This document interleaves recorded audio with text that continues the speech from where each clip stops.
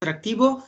Y para la siguiente semana, pues tenemos planteado el revisar la filosofía latinoamericana y pues también va a ser muy, muy interesante poder definir si es que cabe la idea de dar por hecho que pueda existir una filosofía nacional latinoamericana, porque por lo regular toda la materia nos la hemos pasado revisando la filosofía de Occidente, pero pues revisaremos si es que nosotros hemos generado algún tipo de filosofía y si tenemos lo necesario para poder destacarnos en el tema a tratar. Sin embargo, pues hoy tendremos que revisar a tres filósofos restantes de la Escuela de Frankfurt, eh, a Lyotard, a este sujeto Walter Benjamin y por último a Jürgen Habermas.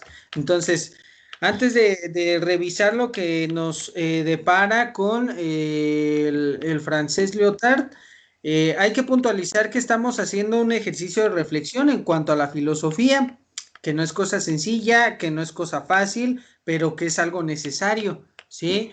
Entonces, esta reflexión de que tenemos que hacer para lo hecho por la filosofía hasta este momento nos tiene que dejar algunos puntos principales a comprender de toda esta semana lo que hemos revisado. ¿Cuáles son esos puntos? ¿Sí? La posmodernidad está en una catarsis, es decir, la posmodernidad reconoce que hay problemas sociales representados por fenómenos sociales a su vez también, ¿sí? Entonces, que siempre han existido problemas a lo largo de nuestra historia de la humanidad, pues sí, pero estos problemas que se están gestando en la posmodernidad ya son demasiado graves, ¿bien? Segundo, el origen de esas problemáticas es la razón instrumental y la técnica. Ya ayer comentamos, el primero en hacer una crítica a la técnica de forma posmoderna es Heidegger, ¿ok? Y ya de ahí en fuera, quienes le dan continuación a esta idea, pues son todos los filósofos posmodernos y muchos representantes de la Escuela de Frankfurt, los cuales no lo conceptualizan como técnica, crítica a la técnica, ¿sí? Ellos lo conceptualizan como un análisis de la crítica hacia la razón instrumental, que es la que ha detonado pues el uso incorrecto o ya el uso desajenado de la razón que ha desencadenado todos estos fenómenos sociales, ¿sí? Y por último, de las ideas principales que tenemos que considerar de todo lo que hemos estado revisando es ¿qué habrá después de este análisis? Es decir, ¿qué proyección a futuro podemos rescatar de todo lo que hemos evaluado, de todo lo que hemos criticado? Bueno, ese es meollo que hoy tendremos que saber y que hoy tendremos que revisar para finalizar la clase y finalizar el tema. ¿Cuáles son las proyecciones a futuro? Ya tenemos algunas pistas. Horkheimer nos da ahí alguna respuesta de que se tiene que vivir resolviendo estas dificultades. Adorno nos dice que la experiencia estética es una de las alternativas que nosotros podemos tomar en cuenta para resolver nuestras problemáticas. Y por último, el día de ayer vimos a Marcuse, que nos dice que una sociedad sin represión, es decir, una sociedad sin esa muerte o predisposición al poder, es una buena alternativa para poder resolver todas estas problemáticas que estamos viviendo. Entonces vamos a revisar hoy a un filósofo bastante poético, que en este caso es Walter Benjamin, un filósofo bastante con inclinaciones literarias bastante pronunciadas, bastante marcadas. Vamos a ver a Lyotard, un analista de la Escuela de Frankfurt, que también tiene una agudeza muy buena, así como lo tuvo Horkheimer, para detectar cuál es el problema de la sociedad posmoderna y qué probables soluciones se puedan contemplar. Y por último, a un filósofo bastante optimista, ¿sí? En cuestión a la crítica que hace la Escuela de Frankfurt, es decir, Jürgen Habermas. Él es un filósofo de segunda generación, si no de primera, sino de segunda generación de la Escuela de Frankfurt, que nos dice, a ver, alto, ya dejemos de hablar de forma pésima sobre toda la posmodernidad y de la evaluación a la posmodernidad. Mejor hay que concentrarnos en qué se tiene que hacer verdaderamente y qué se tiene que contemplar como una estrategia funcional para los problemas de la posmodernidad. Entonces, eso es lo que tendremos que revisar el día de hoy. Y para eso, pues, echaremos mano de la presentación que todavía queda inconclusa en Prezi. ¿Ok? Entonces, nada más dejen emplear esta dinámica para compartir pantalla. Listo. Y comencemos entonces. Bien. Aquí ya tenemos, ya hicimos un análisis de la Escuela de Frankfurt, que es, qué nos habla o qué nos dice, 3 de los 6 principales exponentes de la Escuela de Frankfurt, y pues vamos a seguir revisando bajo esta dinámica. ¿Sí? Entonces, ya vimos a Theodor Adorno, bueno, vamos a revisar todo lo que hemos visto. Todo. Ya vimos cuáles son los objetivos. En este caso, Horkheimer, ya lo checamos. Todas sus obras bastante importantes. Y quiero resaltar que esta dinámica que hemos empleado de revisar las principales obras de todos los filósofos es bastante buena porque de alguna manera estamos justificando de dónde estamos generando las ideas del análisis y de la reflexión a realizar, porque no podemos nosotros nada más hacer pasar que estamos sacando las ideas de la manga, ¿no? O sea, nos estamos fundamentando de las principales obras de todos estos tipos. Bien, entonces vamos a seguir revisando. ¿Ok? El siguiente en la lista que tenemos que abordar en este caso es a Jean Francis Lyotard, un francés que tiene bastantes aportes interesantes a la Escuela de Frankfurt. Entonces vamos a revisar, ¿ok? El Lyotard es un filósofo, pero también sociólogo que se enfoca bastante en los conflictos sociales que precisamente están surgiendo o que han surgido durante la posmodernidad.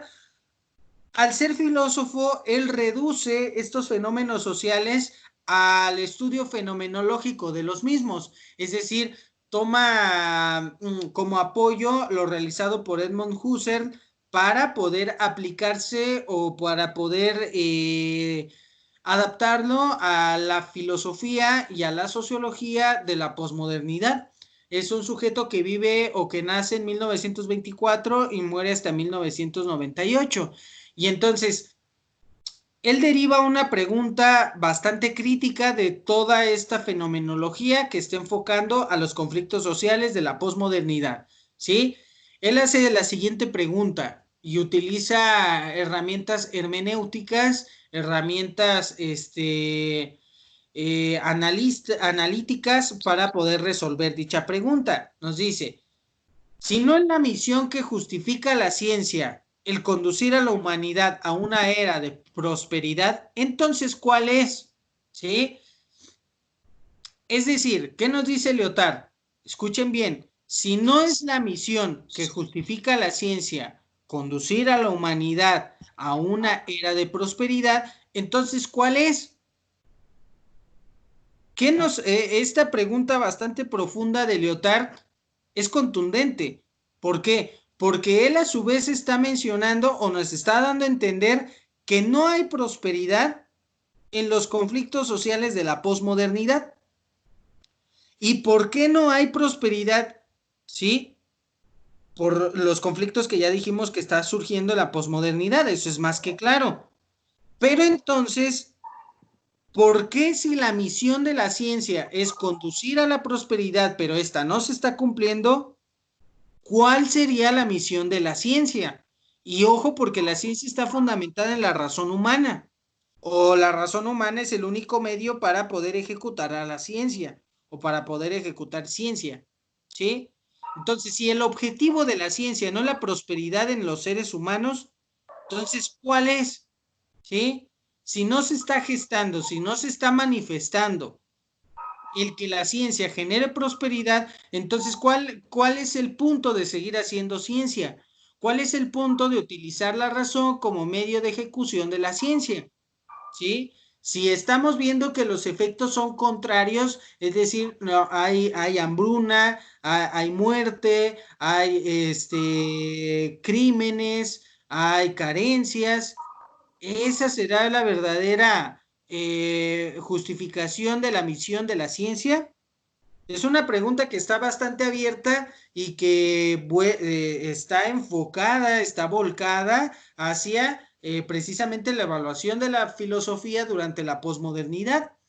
Entonces, él tiene dos obras bastante interesantes. Una de ellas es La condición posmoderna y la siguiente, La posmodernidad explicada a los niños, ¿sí? Lyotard también es un autor que es complicado de comprender y es complicado porque él quiso hacerlo de esa forma. Ante los intelectuales falsos o los intelectuales de moda mencionaban, yo sé que la posmodernidad, yo sé que a qué se refiere la posmodernidad, yo tengo pensamientos posmodernos. Entonces la manera de burla y de forma muy sádica, por decirlo de cierta manera, él saca su libro de la posmodernidad explicada a los niños, la cual pues muchos de estos falsos intelectuales pensaban y dijeron, ok, ya Lyotard me va a dar argumentos para decir que comprendo la filosofía posmoderna o la condición posmoderna, y cuando compran el libro de Lyotard de la posmodernidad explicada a los niños,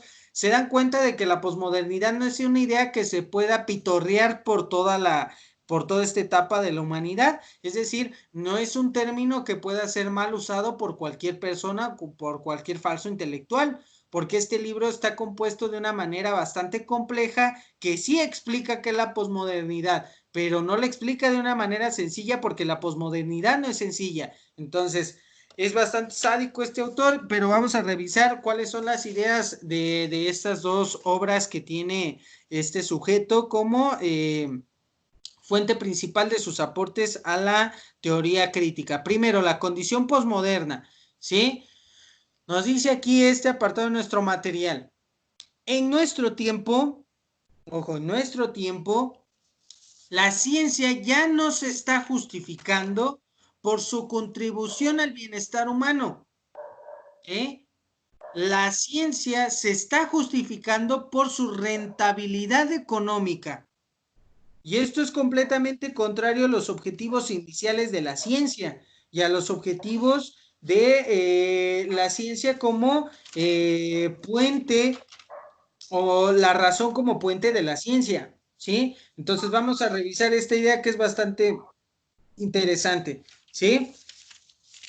Nos dice lo siguiente. La ciencia ya no funge como un garante del bienestar humano.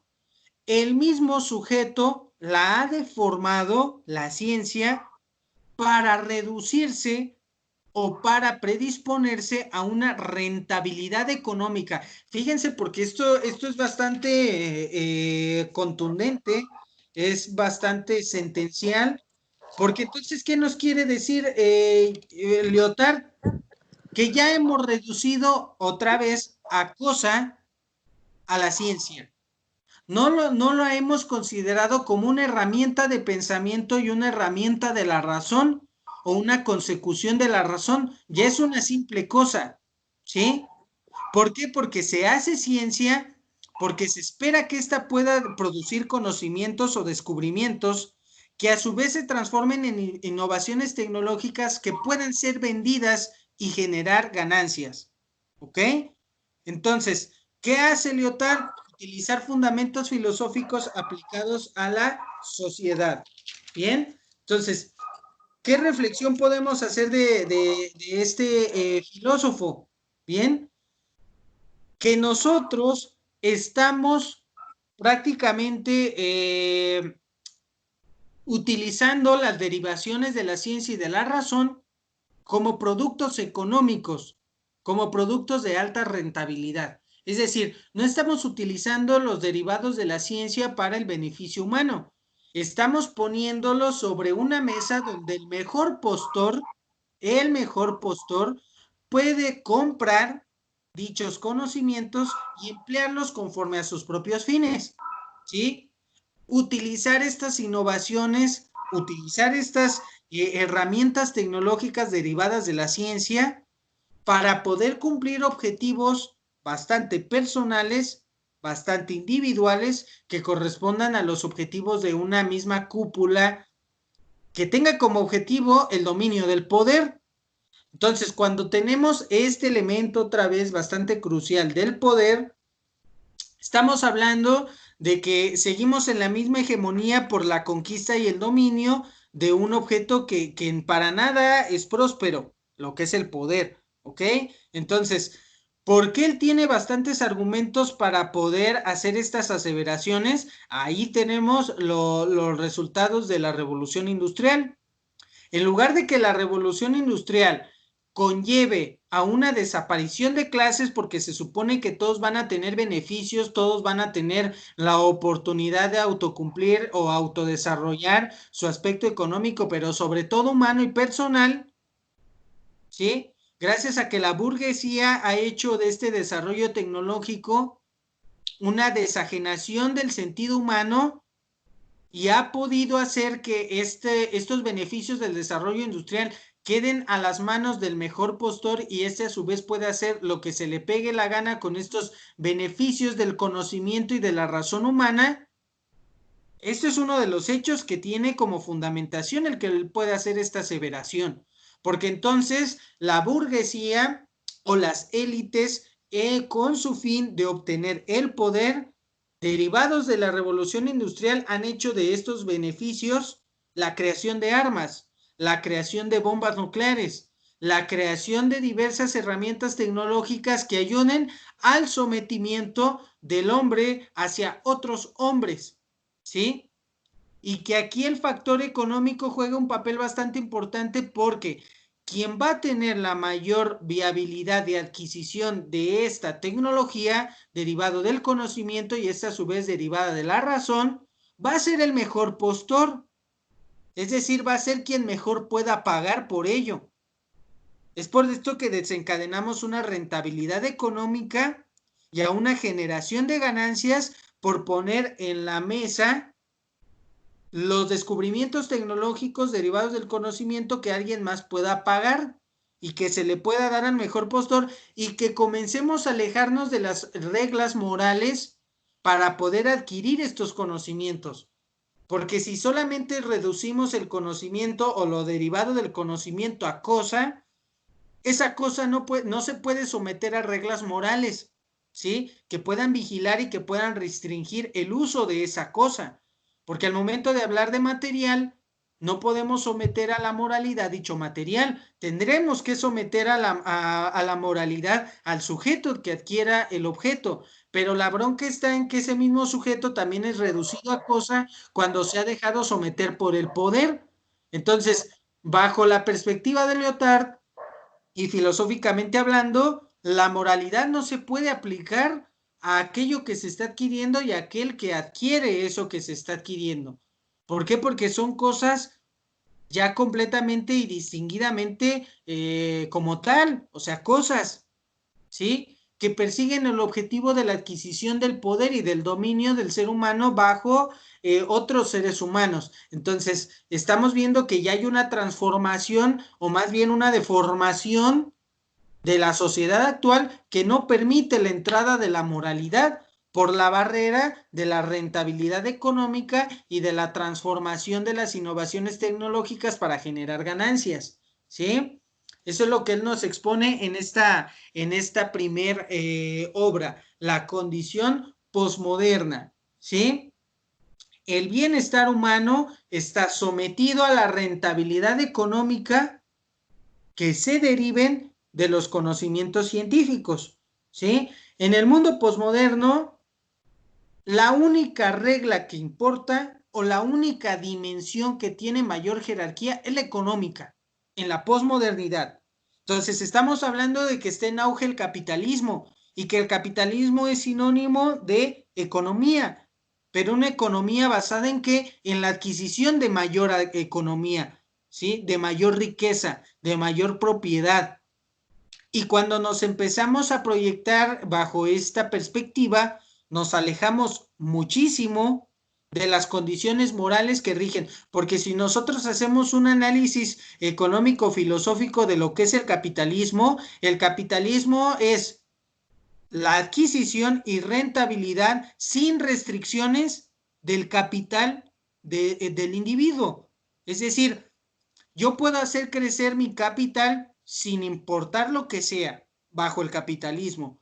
¿Por qué? Porque no hay un ente gubernamental, no hay un ente político, no hay un ente social que pueda restringirme sobre cómo conduzca o cómo sobreexplote o cómo desarrolle mi propio capital. Lo único que lo rige es la demanda de la ley de demanda, ¿sí? Es decir, a mayor exigencia por parte de mi consumidor, mayor producción y mayor desarrollo de mi capital. Pero en realidad esto solamente nos lo dice un famoso economista que ahorita no recuerdo su nombre, ¿ok?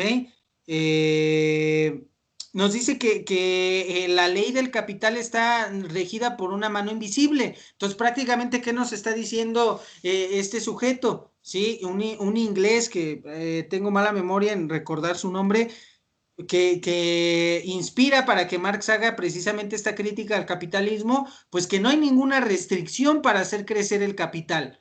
No hay ninguna restricción por desarrollarlo. Entonces, si lo llevamos a esta crítica posmoderna, la economía no tiene restricciones y aquellos que están manejando todo el sector económico no tienen ningún límite por desarrollar y por atropellar, si se quiere ver de alguna forma, atropellar el conocimiento para obtener este beneficio, que es el crecimiento de la economía, ¿sí? Entonces, es bastante interesante porque al atropellar el conocimiento, atropellas la razón y al atropellar la razón hay toda la moralidad que tiene que regir sobre la razón está borrada, está eliminada de la ecuación, está eliminada del mapa, ¿sí? Entonces, no hay restricciones, ya lo decía. En este libro de la posmodernidad explicada a los niños, ¿sí? Bueno, a ver, antes. La posmodernidad explicada a los niños, Lyotard hace una reflexión bastante interesante sobre la historia de la humanidad y cómo es que la historia de la humanidad ha precisamente predispuesto a que nosotros vivamos esta condición, ¿sí? De manera sencilla. En el libro él establece que él es un gran lector también de otras obras y por eso tiene conocimientos literarios bastante grandes. Entonces, ¿qué hace? Él trata de unir la literatura con la filosofía para argumentar lo siguiente. Bien, en este libro existe el fin de los grandes discursos. Para él los grandes discursos son como etapas de la historia, ¿sí? Discursos, etapas de la historia.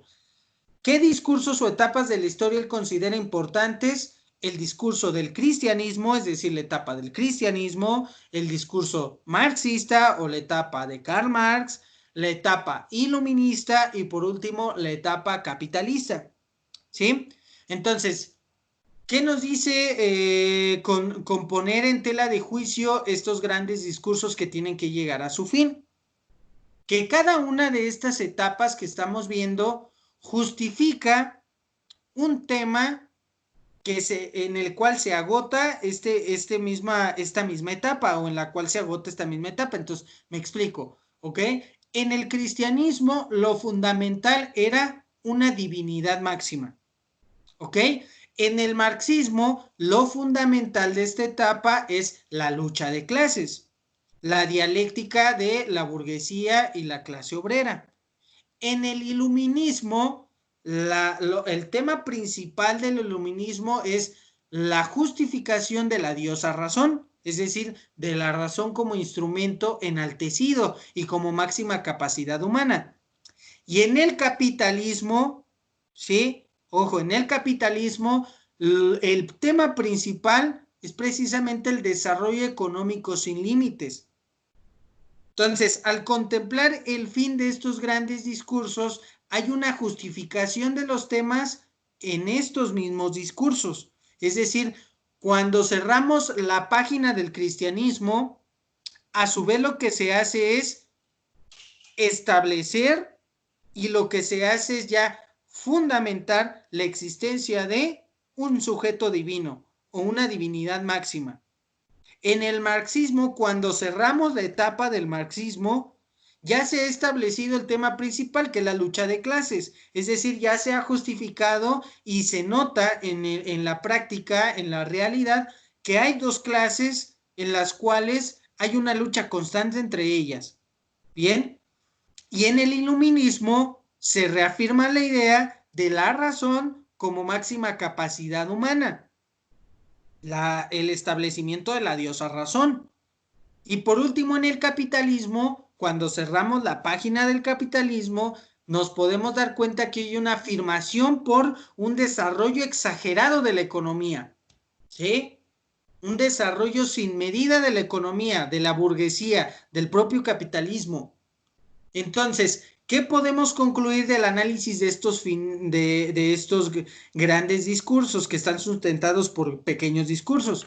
Para Lyotard, bueno, que la historia es una deconstrucción, es un devenir, ¿sí? Es decir, él con analizar la historia de la humanidad bajo estos grandes discursos, nos da una visión de la historia desde el punto de vista teleológico, es decir, que la historia de cada uno de nosotros cumple fines, porque la palabra teleología, pues bueno, se compone de dos partes, telos y lógica. Lógica, el análisis correcto de los objetivos de algo, es decir, telos, que es objetivo, ¿sí? Misión o algo, un sinónimo parecido a esto, ¿ok? Entonces, la historia cumple con objetivos. Y esto, ¿sí? El hecho de revisar y de ver que la historia cumple con objetivos justifica acciones inevitables contenidos en los mismos relatos. Es decir, la historia vista desde esta perspectiva teleológica y bajo estos grandes discursos, es decir, etapas para Lyotard, podemos deducir que si hacemos esta acción filosófica, esta reflexión filosófica, ¿sí? Hay acciones completamente justificables y que son inevitables. Es decir, el gestar una divinidad como el ente máximo que rige a la humanidad ya es una acción que es inevitable y que está justificada bajo la misma historia, ¿sí? El hecho de establecer una lucha de clases es una acción que es inevitable o nos lo da a entender que la historia lo ha generado como una acción inevitable que podemos comprender bajo la perspectiva de los grandes discursos, ¿sí? Que la diosa razón es una acción inevitable justificada, que se ha gestado gracias a la historia del hombre. Y por último, el desarrollo inagotable e ilimitado del capitalismo es una acción inevitable que también está contenida a lo largo de la historia, ¿sí? Entonces, para concluir con este libro de Lyotard, ¿sí? Nosotros nos dirigimos a situaciones en las que ya no se puede hablar de conocimiento. Gracias a este análisis de la historia, ya no podemos hablar que el conocimiento se da de forma autónoma. El conocimiento sigue persiguiendo fines. Y en la posmodernidad, ¿cuál es el fin del conocimiento? Transformarse en información. Y ojo, porque esta es una idea muy, pero muy drástica, muy buena que nos hace Lyotard bajo esta reflexión filosófica de la historia, ¿sí? Si nosotros seguimos esta tendencia de observar los grandes discursos predispuestos o ya fijos a lo largo de la historia de la humanidad, a futuro el conocimiento, la única acción inevitable a justificar a partir del conocimiento es que se transforme en información. Es decir, que ya no se hable del conocimiento, ¿sí? Como tal, con conocimiento. Se va a hablar en su reducción o se va a hablar del conocimiento reducido a un factor de producción, es decir, a información. Si ustedes se dan cuenta, si nosotros transformamos el conocimiento en información, ¿qué hacemos?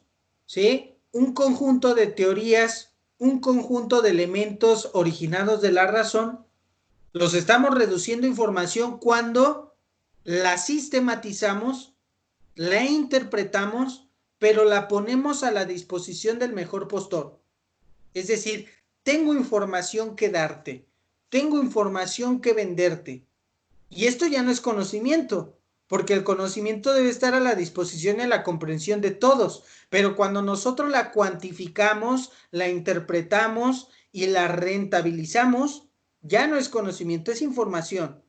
Por ejemplo, cuando en la Guerra Fría, es decir, la guerra que tiene Rusia contra Estados Unidos por gestar o por echar abajo el socialismo y a su vez hacer triunfar el capitalismo, precisamente se llamó Guerra Fría porque es una guerra que no se utilizaron armas. Lo único que se utilizó fue una batalla informática, es decir, yo tengo información, Estados Unidos dice, yo tengo información que va a destruir el socialismo en Rusia. Entonces, ejecuto dicha información como una cosa, como un objeto, que me va a servir para cumplir mis fines.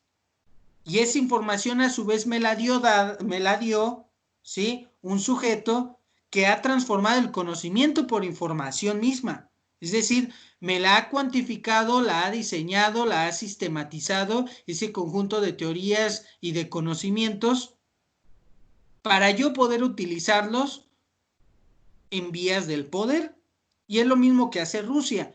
Yo tengo información para destruir el capitalismo y esta información, es decir, el conocimiento reducido a un factor de producción, yo lo utilizaré para mis propios fines. Es decir, para utilizar con poder la idea del socialismo e instaurarlo sobre el capitalismo. ¿Sí? Y es por eso que esta Guerra Fría pues es más una lucha intelectual que una guerra de armas, ¿sí? Que se da después precisamente de la Segunda Guerra Mundial cuando hay inconformidades por los territorios proclamados por Estados Unidos y la unión que hizo con Inglaterra y con Francia contra los territorios obtenidos por la Rusia soviética. ¿Sí? Entonces, aquí estamos abordando un aspecto bastante interesante de Lyotard, ¿sí? Ya no es conocimiento, ya no hablamos de conocimiento, hablamos de información, es decir, de conocimiento reducido a su factor de producción, ¿bien? Es decir, un conocimiento altamente rentabilizado o rentable que puede ser dispuesto a quien mejor pueda adquirir esta información, este conocimiento ya reducido a un factor de producción. ¿Ok?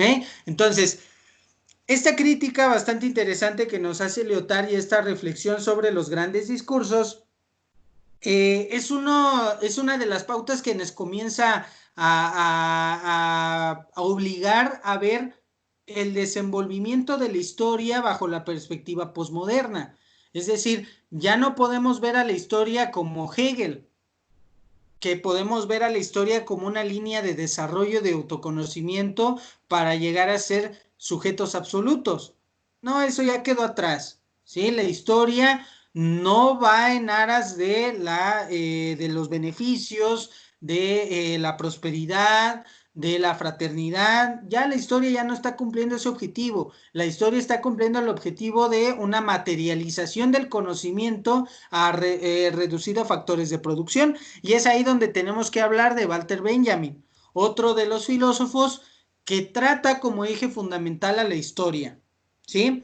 Y cómo es que la historia ha deformado y no ha cumplido su objetivo como debería de haberlo cumplido. De hecho, el análisis a la historia es uno de los puntos que más destaca la crítica hacia la posmodernidad. Entonces, Walter Benjamin es otro filósofo de descendencia judía que es alemán, que en este caso nace en 1892 y muere en 1940. Su muerte es bastante trágica porque él se siente amenazado por la Gestapo y un día dentro de su desesperación decide cruzar la frontera de España con, si no mal recuerdo, bueno, sí, no recuerdo con qué sitio colindante entre España y otra nación, pero el chiste es de que él quería salir o ir a España para no ser perseguido por la Gestapo, ¿no?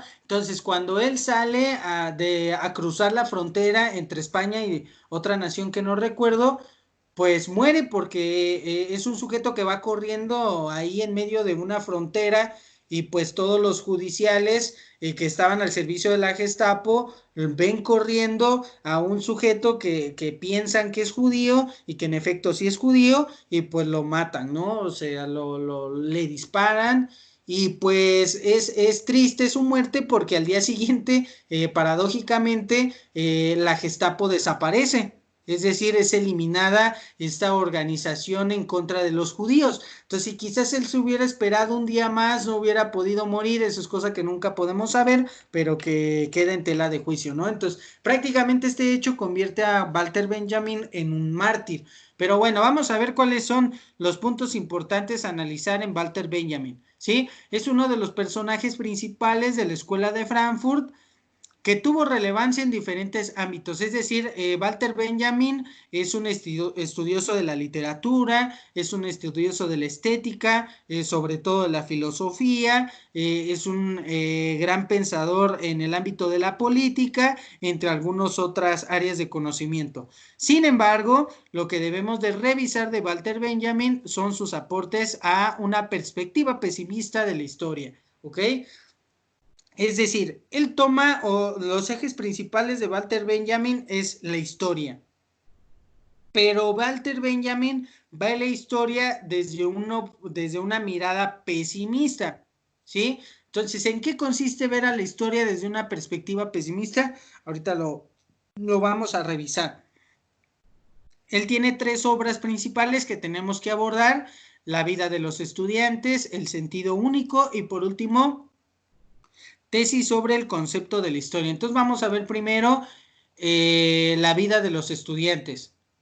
En este discurso que él lanza en 1914, se comienza a ver cómo es que Walter Benjamin interpreta a la historia en sí. ¿Ok? Entonces nos dice, o bueno, un fragmento de este discurso de Walter Benjamin, él expone lo siguiente. Confiada en lo infinito del tiempo, hacer una concepción de la historia solamente discierne el ritmo más o menos rápido, según el cual el hombre y épocas avanzan por la vía del progreso. De ahí el carácter incoherente e impreciso, sin rigor de la exigencia dirigida al presente. A ver, en palabras más sencillas, ¿qué nos dice Walter Benjamin aquí? Que hacer un concepto de la historia es difícil, es caótico, es impreciso y es incoherente, ¿sí? No puede ser claro. ¿Por qué? ¿Por qué no podemos tener un concepto claro de la historia? Porque la historia lo único que define es con cuánta rapidez o con cuánta facilidad se logra el progreso del hombre mismo, ¿sí? Es decir, entonces somete la historia a un condicionante y ese condicionante es el progreso humano. Si nosotros queremos revisar la historia del hombre, tendríamos que revisar sus progresos, ¿sí? Y a la vez revisar sus progresos, ya hay una interpretación de la historia. Pero como el progreso del hombre en todo el tiempo del pasado del mismo hombre, este progreso se ha desarrollado, a veces se ha visto interrumpido, el progreso del hombre ha ido hacia atrás, se vuelve a recuperar, se le vuelve a interrumpir, se vuelve a potencializar. Entonces, la historia no la podemos conceptualizar de una forma sencilla, derivado de que el progreso del hombre ha sido impreciso, ¿sí? Incoherente en muchas ocasiones, sin conocimiento riguroso y pues hay que interpretar y hay que entender este primer punto, porque entonces si Walter Benjamin nos dice que la historia del hombre es impreciso, por ende la historia, si se logra una conceptualización, tendrá sinónimo de caos, ¿sí? Pero bueno, vamos a continuar. Cuando ya nos da un panorama más claro de qué es la historia o qué debe ser la historia para el hombre, tendremos que revisar Sentido Único, un libro que él lanzó en 1923.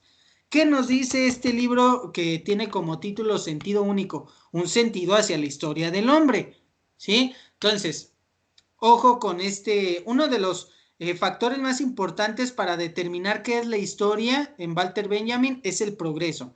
Entonces, ojo, vamos a ver. Nos dice, el progreso humano genera revoluciones. Eso debe de quedar claro. Cuando el ser humano progresa, por ende, genera resultados. ¿Y cuáles son esos resultados? Revoluciones, es decir, cambios radicales en el entorno en el que se vive derivado del progreso. Por ejemplo, hubo un progreso cuando Lenin concretó como el socialismo como eje fundamental de la economía y de la sociedad en Rusia. Entonces, derivado de este progreso, es decir, de concebir al socialismo como eje fundamental de la vida humana, o al menos de la vida rusa, ¿sí? Hay revoluciones, y por eso se gesta la gran revolución rusa.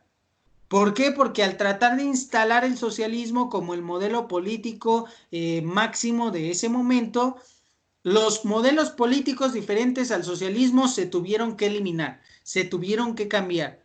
Y cuando tú cambias de forma profunda la estructura social o política de un sitio, eso es una revolución. Esto ya debieron de verlo en Sociología 2. Entonces no voy a abordar más en el tema porque ustedes ya lo dominan, qué son revoluciones, qué son manifestaciones sociales, etcétera. Entonces, para Walter Benjamin, el que estas revoluciones solamente sean económicas o técnicas, es decir, enfocadas al conocimiento como un instrumento, ¿sí? Sí, esto significa que el progreso también va a tener amenazas y que esas amenazas van a detonar catástrofes. Es decir, si solamente se generan revoluciones económicas o técnicas, se tendrán catástrofes, porque una revolución no puede enfocarse únicamente a una revolución con derivaciones económicas o con derivaciones técnicas, es decir, la razón instrumental, la famosa razón instrumental, ¿sí? Entonces, cuando este progreso, en él están inmersos la detonación de catástrofes, podemos decir que la catástrofe es sinónimo de progreso y que el progreso es sinónimo de catástrofe, porque la catástrofe detona revoluciones y si las revoluciones únicamente son económicas y técnicas, se genera una catástrofe. ¿Sí? Y si una catástrofe se ha generado es porque se han tenido revoluciones económicas y técnicas y que el progreso humano se ha predispuesto a estos dos aspectos. ¿Sí? Entonces, ¿qué tiene que ver el progreso y la catástrofe con la historia? Bueno, porque la catástrofe puede desarrollarse a través de la historia.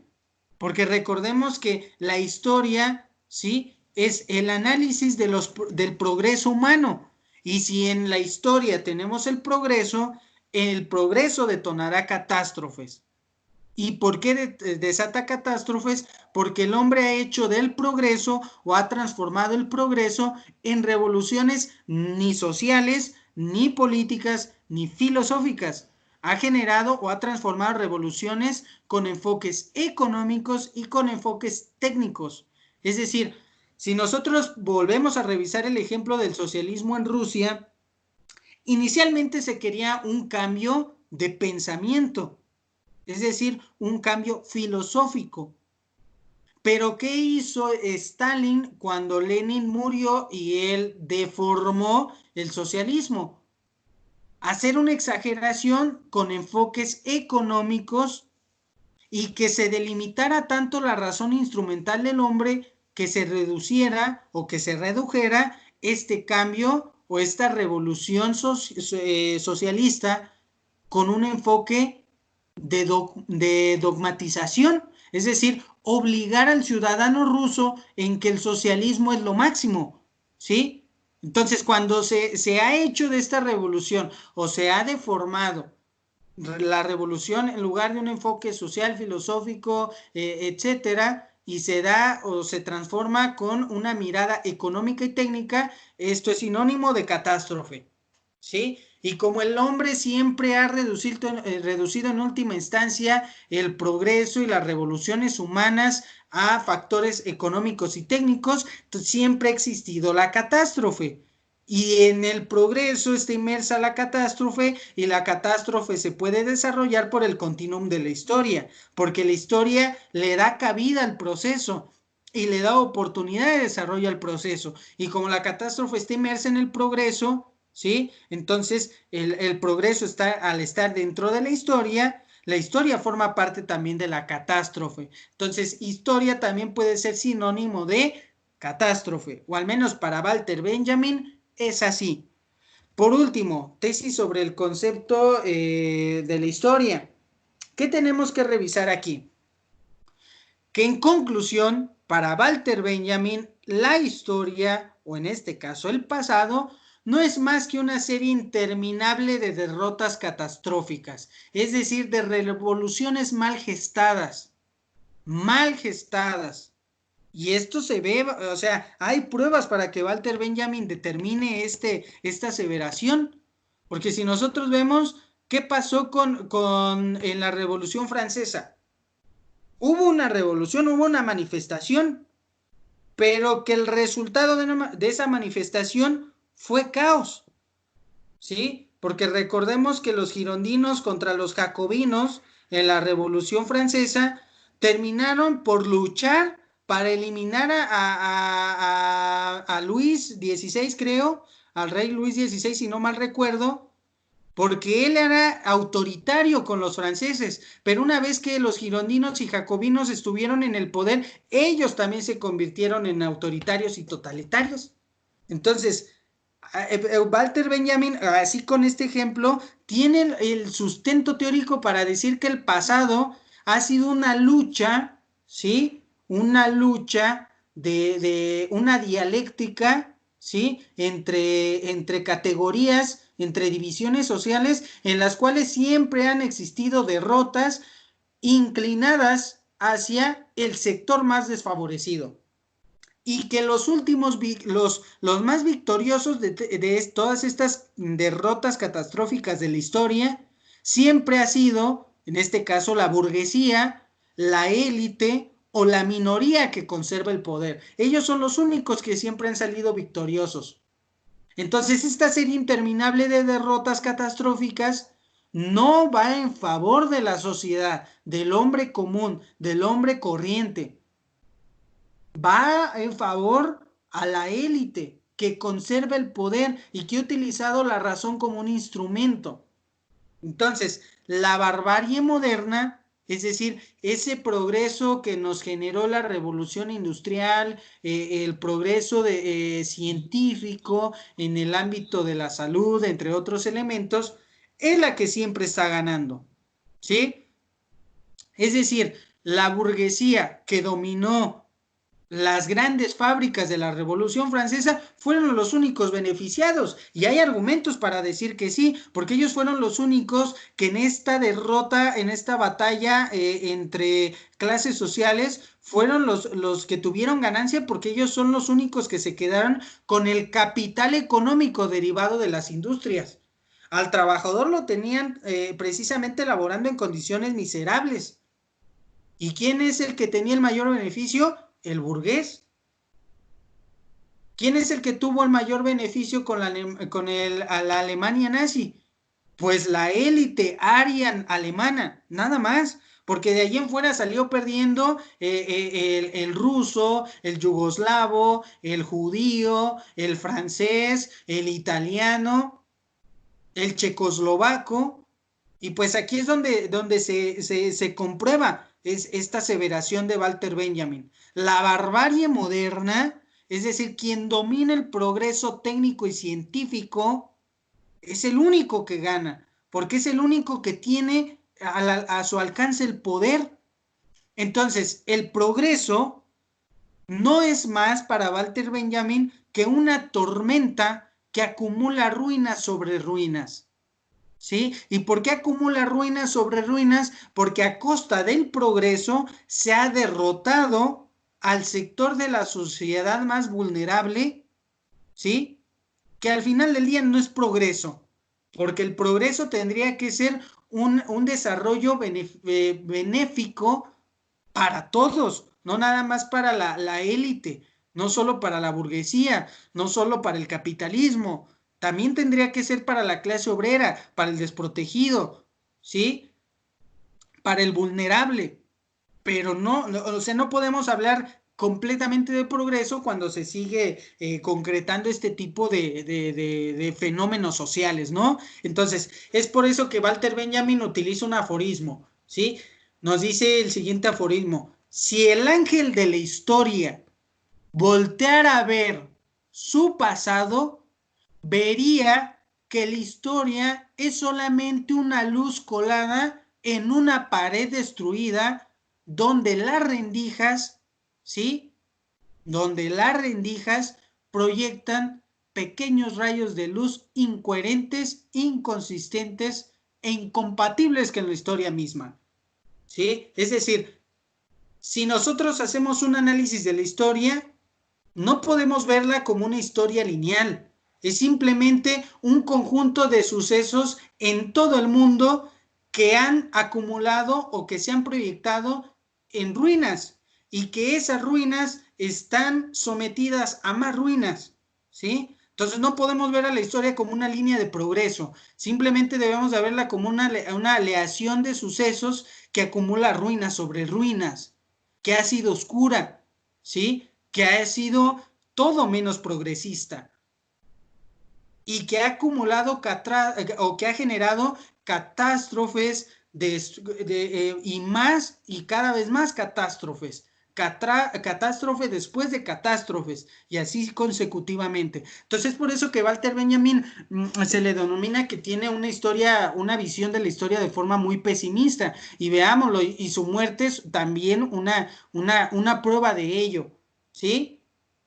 Porque yo hace rato les mencionaba, si quizás él se hubiera esperado un día más a que la Gestapo comenzara a desaparecer, no hubiera muerto. Entonces, ¿qué quiere decir? Que la historia de Walter Benjamin es una ruina sobre ruina, y su vida ejecuta o ejemplifica precisamente lo que él quería que viéramos nosotros acerca del concepto de la historia, ¿sí?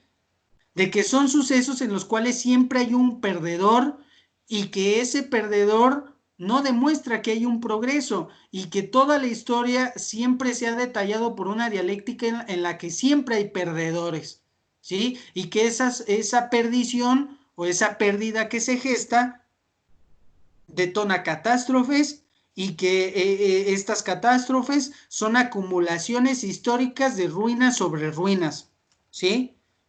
Y es bastante poético, interesante la filosofía de Walter Benjamin, porque pues yo pienso a manera de deducción que tiene bastante razón en ello, ¿sí? Si nosotros hacemos un recuento de nuestra historia familiar, pues son ruinas sobre ruinas acumuladas entre sí, de alguna manera, ¿no? O sea, la historia de nuestras vidas ha sido carencia tras carencia, defecto tras defecto, catástrofe tras catástrofe que no podemos controlar y que se ha venido acumulando, perdón, y que nos ha hecho ser este cúmulo de ruinas y de catástrofes que representamos a través de nuestra propia existencia. Si seguimos la línea que Walter Benjamin nos establece como análisis crítica de la realidad, ¿no? Entonces, el que sistematiza y proyecta futuro toda esta crítica de la Escuela de Frankfurt es Jürgen Habermas.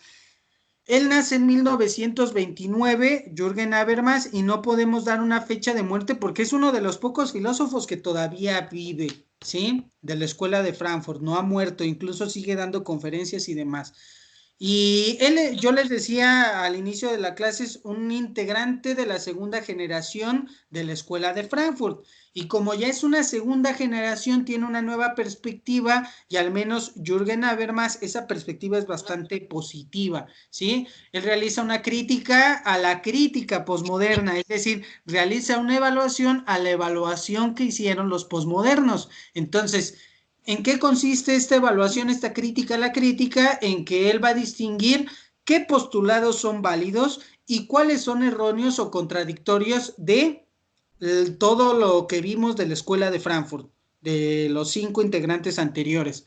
Tenemos que revisar rápidamente 3 obras principales de Jürgen Habermas. El primero es un discurso filosófico de la posmodernidad, segundo, facticidad y validez, y por último, teoría de la acción comunicativa. En realidad es algo muy sencillito, no crean que nos vamos a llevar mucho tiempo, ya vamos a terminar la clase, pero hay que revisar esto hecho por Jürgen Habermas, ¿ok? Primero, él menciona, a ver, alto filósofos de Frankfurt de primera generación, ustedes están incurriendo en una contradicción performativa, un argumento filosófico bastante interesante. ¿Qué es una contradicción performativa? Nos dice, es una situación en la que el significado de lo que se dice se contradice con el hecho de decirlo. A ver, yo sé que parece trabalenguas, pero es bastante fácil de comprender esta idea. Y lo voy a ejemplificar de la siguiente forma. Si un sujeto grita que no puede gritar, es una contradicción performativa, porque lo que él dice de no puedo gritar es contrario a lo que está haciendo, está gritando, ¿sí? Si un sujeto grita no puedo gritar, es una contradicción performativa porque lo que expresa sus palabras es contrario a sus acciones.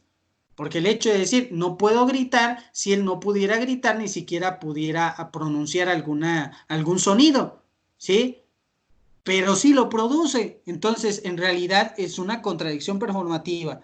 ¿Esto cómo se aterriza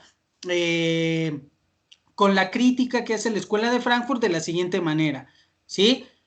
Con esta contradicción performativa, Jürgen Habermas nos dice, no puedes aseverar que la razón se ha demeritado o que ya no tiene valor, porque eso es, en resumidas cuentas, lo que todos los críticos de la Escuela de Frankfurt están lanzando como modelo de aseveración, que la razón ya no tiene valor, que la razón no es razonable en sí misma. Entonces dice Jürgen Habermas, no podemos aseverar esto, porque no le podemos restar, no podemos decir que la razón ha muerto o que ya no tiene valor porque nos seguimos desarrollando bajo esa misma capacidad de la razón, ¿sí? Es decir, no podemos decir que no podemos mencionar que la razón ya no tiene validez o que ya ha carecido de inteligencia misma, porque la razón es inteligencia. Entonces no puedes contradecirte, no puedes restarle un valor a algo que siempre lo demuestra tenerlo gracias a esta contradicción performativa, ¿sí? Entonces, de alguna manera, bajo este hecho, lo que nos dice Jürgen Habermas es lo siguiente, ¿sí? No podemos aseverar que la razón ha muerto. Simplemente podemos deducir que sus capacidades, límites e inteligencia se han formulado o se han gestado de manera incorrecta. Es decir, las derivaciones de la razón son las que se han deformado, más no la razón misma. Porque este es un juego en el cual difícilmente se puede caer. Decir que la razón ya carece de inteligencia o la razón es irrazonable en sí misma, no es un juego que podamos nosotros dar seguimiento porque entonces estamos demeritando y estamos cayendo exactamente en una contradicción performativa, porque la razón es inteligente por sí misma, ¿sí? Es reflexiva en sí misma. La cuestión es que nosotros hemos deformado las derivaciones de la razón y hemos enfocado la razón hacia una instrumentalización completamente errónea. Entonces, ¿qué hace Jürgen Habermas con esto que les estoy explicando? Rescatar a la razón, pero ya no enaltecerla como una diosa razón, porque el momento en el que nosotros estamos detectando que tiene errores, que tiene fallas, ya no se convierte en diosa razón. Simplemente está presente como razón y punto. O sea, ¿tiene valor, tiene significancia, tiene importancia? Claro que sí, pero no es una diosa razón en la cual sus equivocaciones, sus metidas de pata no tengan que ser juzgadas. Entonces, ¿qué hacemos con la razón si hacemos esta perspectiva de contradicción performativa? La fortalecemos, reafirmamos los límites de la razón y la hacemos menos ingenua. ¿Por qué? Porque si yo ya tengo a la razón como un instrumento, una capacidad que tiene límites, que tiene deficiencias en los resultados, en las derivaciones de la razón, ya la estoy reduciendo, pero a la vez la estoy fortaleciendo porque ya sé para lo que es capaz, para lo que es funcional y para cómo se tiene que instrumentalizar, ¿sí? O más bien la carencia de instrumentalización de la razón. Entonces, la hago menos volátil, la hago menos diseñada a ser deformada, la hago menos ingenua. Y este es un punto brillante de Jürgen Habermas porque rescata su confianza en la razón, confianza que ya no se tenía. Bien, entonces, otro de los puntos que él toca de forma muy inteligente es lo siguiente. Si hemos renunciado a lograr el entendimiento de la historia, porque si tomamos la perspectiva de Walter Benjamin y desechamos la historia como un progreso del hombre mismo, esto no nos tiene que orillar a que tengamos que renunciar a caminos hipotéticos para poder lograr la prosperidad, la concordia y el desarrollo personal, ¿sí? Es decir, si renunciamos a la historia como una de las alternativas garantes de progreso y desarrollo concordial y desarrollo personal a futuro, si ya vamos a desechar la historia como un garante precisamente a futuro o como un mecanismo que tiene que desencadenar a futuro la prosperidad, la concordia y desarrollo personal por todos los sucesos que se han gestado y que tienen que derivar otras acciones, otros fenómenos que garanticen estos tres aspectos de los que les estoy hablando, si ya no se va a considerar esta como una alternativa, ¿en qué podemos confiar para lograr una prosperidad, una concordia y un desarrollo personal? Algo que la antigua Grecia ya nos había dicho que debíamos de confiar en la democracia, ¿sí? Entonces, si ya no se va a confiar en la historia, hay que confiar en la democracia, en el aquí, en el ahora, en el presente, en la actualidad. Si ya no se va a considerar ni el pasado ni el futuro como un garante del desarrollo personal, de la prosperidad y de la concordia humana, hay que hacerlo en el aquí y en el ahora, en la democracia, en lo actual, en lo que sí podemos actuar y en la cual no podemos hacer aseveraciones ni a futuro ni interpretaciones al pasado. En lo que sí podemos hacer es confiar completamente en que un sistema democrático en todas las naciones va a garantizar el derrocamiento de autoritarismos, totalitarismos, hambrunas, crimen, entre otros aspectos, ¿sí? Entonces esa es la única vía, pero una democracia bien cimentada, claro está. Entonces, por último, si bien la razón nos permite no nos permite descubrir verdades eternas, porque recordemos que el poder gira en torno a descubrir verdades eternas, y ya nos dijo Foucault y Nietzsche que no existen verdades verdaderas, valga la redundancia, simplemente existen interpretaciones que podemos lograr como resultado de la razón. Al menos Jürgen nos dice dos cosas. Uno, aproximarnos a la verdad, considerar que no vamos a llegar al dominio absoluto del poder, ni del conocimiento, pero que sí nos podemos acercar más al conocimiento que al poder. Y dos, nos va a permitir comunicarnos. O sea, no podemos siempre echarle la culpa a la razón como un factor instrumental. También es un factor de oportunidad, porque sin la razón, sin la interpretación, sin el pensamiento, no nos pudiéramos comunicar. Y estamos ignorando este hecho factual. Entonces, cuando yo rescato este hecho factual de la comunicación, puedo instaurar una democracia y a través de la democracia llegar a acuerdos sociales y aproximarnos a la verdad, es decir, aproximarnos al logro concreto de la felicidad y del bienestar humano.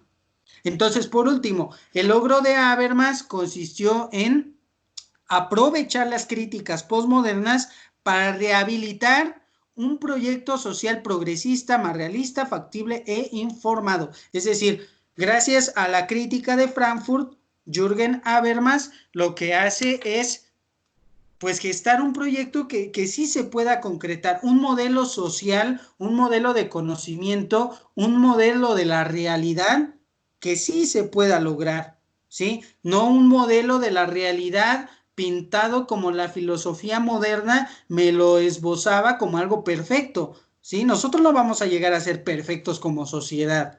Nosotros no vamos a llegar a dejar de tener conflictos como sociedad, pero lo que sí podemos hacer es tener en cuenta que vamos a tener conflictos, deficiencias, que las podemos anular bajo políticas democráticas adecuadas.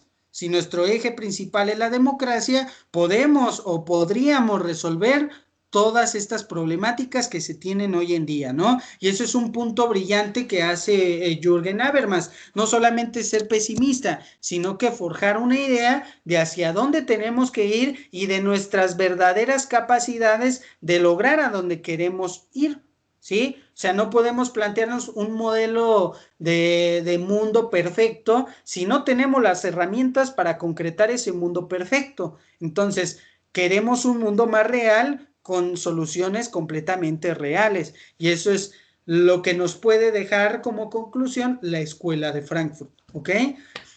No les pregunto si tienen preguntas o dudas porque sé que me contestarán en el mejor de los casos porque en la mayoría no me contestan. Entonces yo pretendo que el tema quede bastante claro y que esta es la última página de la filosofía occidental que tenemos que ver, ¿sí? Es decir, ya empieza nuestro requiem finalizador, es decir, la última balada, las golondrinas ya comienzan a sonar y pues la última semana que trabajaremos estaremos revisando un tema muy interesante, pero pues lo dejamos para el lunes, ¿de acuerdo?